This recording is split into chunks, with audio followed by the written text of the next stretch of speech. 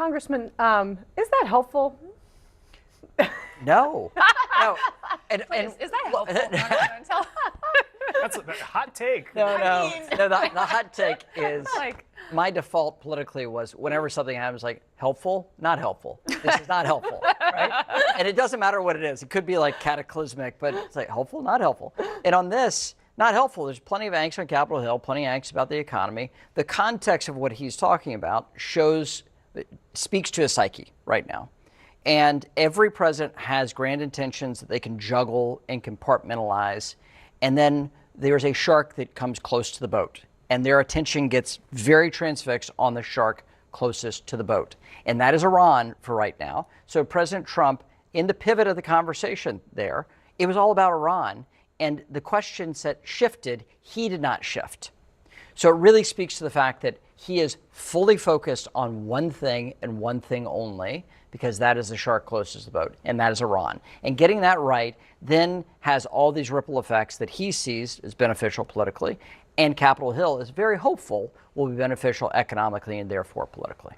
Yeah, it was also an overpromise, underdeliver. I mean, it's like he's desperate to get to an end to this war, which he started, and believes that when he does, inflation is suddenly going to drop, which, by the way, it doesn't usually work like that. I mean, there may be, if they actually bring more barrels online, there may be some adjustment, but it's not going to be, he's not going to declare a ceasefire, a final ceasefire, and then 2 weeks later, gas is suddenly $3 a gallon. It doesn't work like that. The economics don't work like that. The oil market doesn't work like that.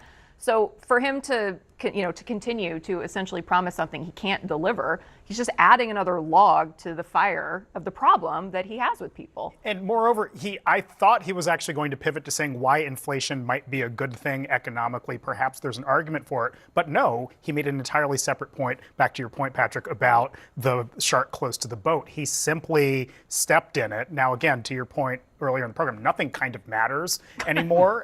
And it's hard to see how any of this Has anything mattered for the last decade? No, not really. And so, yes, Democrats will cut campaign ads on a loop for the rest of the year with him saying those words, but is that actually going to have an impact? I don't know. Yeah, what is said about the economy matters much less than how people feel about the economy. And when you are the incumbent, and the economy's not good, you're in this tough spot where, on the one hand, you'd like to tout the things that are good, right? The Trump administration can say, the jobs report that came out last, really good, overperformed expectations. The Dow, looking pretty good.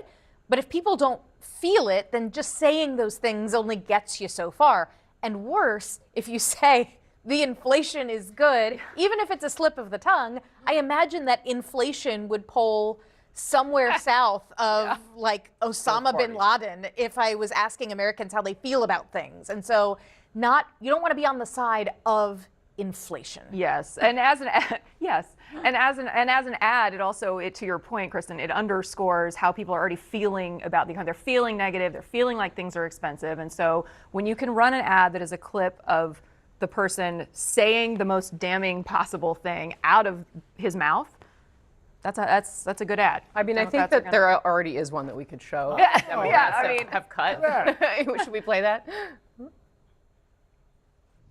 You know what I really love? I love the inflation. We can't take care of daycare. We're a big country. We're fighting wars.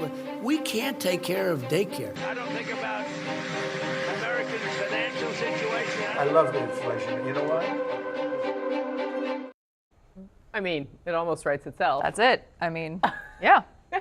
But doesn't matter is the point, right? Well, and I think in terms of polling, I think how people experience the economy, these numbers the oil prices can dramatically come down based off of assumptions. There is some level of movement. Then you have this base challenge of actual supply. Same thing for the markets. The markets can rally on some hope of hopeful information. We see that move. The big challenge right now is inflation is sticky, and we've not had sticky inflation since the late 70s, early 80s, and it took a Herculean effort to whip it out of the economy.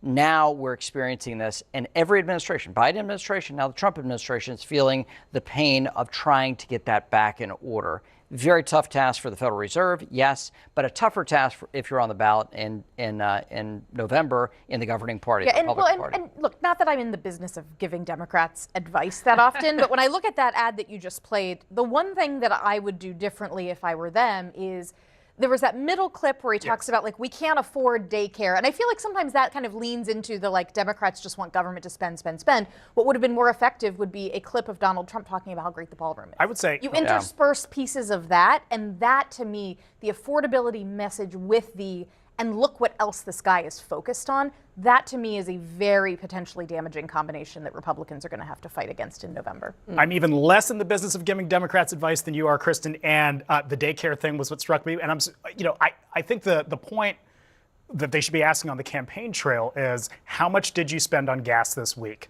How much did you spend on milk and eggs this week, and how does that make you feel? Forget all the economics, even if it's accurate, but just simply asking people to tap into their feeling. But to that right point, now. I asked somebody in my district, this is Trump first term going into the midterm, right? And in Western North Carolina, the economy's going well. I said, ask a guy, I said, how you doing? And he looks at me and goes, just bought a boat, right? His feeling was that he felt confident enough to go buy a boat, right? It was an answer to the economy. I'm like, well, the economy, in his eyes, is super good.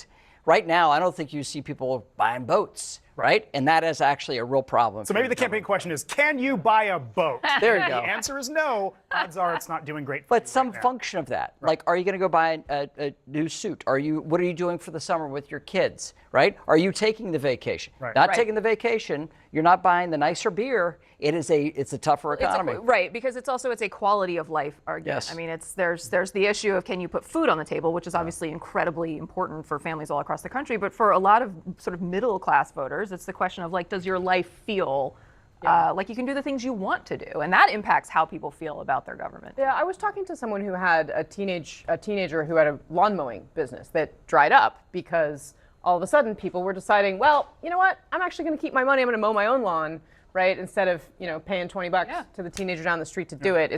It's an anecdata. It's one of my favorite. But